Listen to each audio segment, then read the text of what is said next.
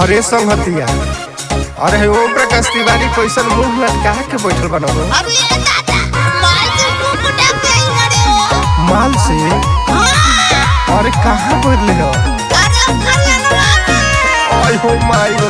चलो चलो तनी हाल चल पूछा जाता। चला चला चला। चल चल चल चल। अरे गुंगा चुप रहो। का हो का भइल हो? एको बेरी चाभी नाही डलनी हो ताला में। अरे अब नहीं गोरकी के जाइब रे मोहल्ला में। तोड़ी के दिल उ तो सुतले दो ताला में। अरे अब नहीं गोरकी के जाइब रे मोहल्ला में। काहे अब चाचो में न खेबो? अरे गुंगा चुप।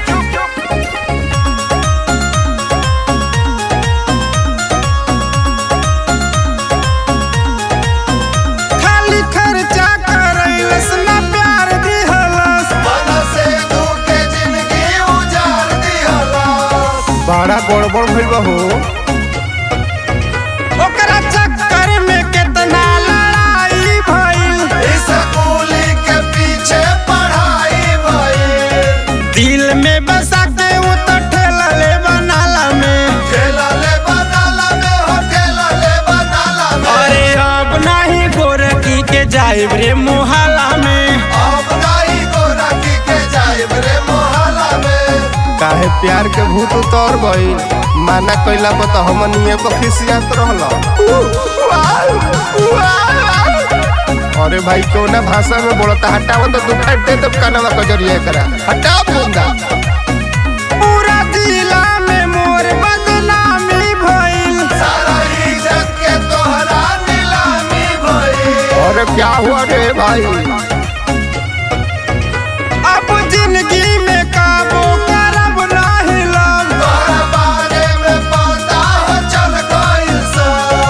अगिया लगौले बिया पुअरा के गाला में।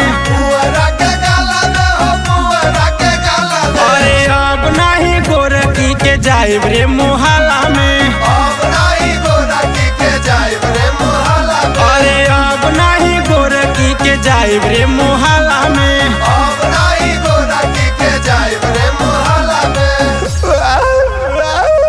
अरे साला चुप न तो मारा बेके फाइट की कौनो भाषा में बात ना करबे।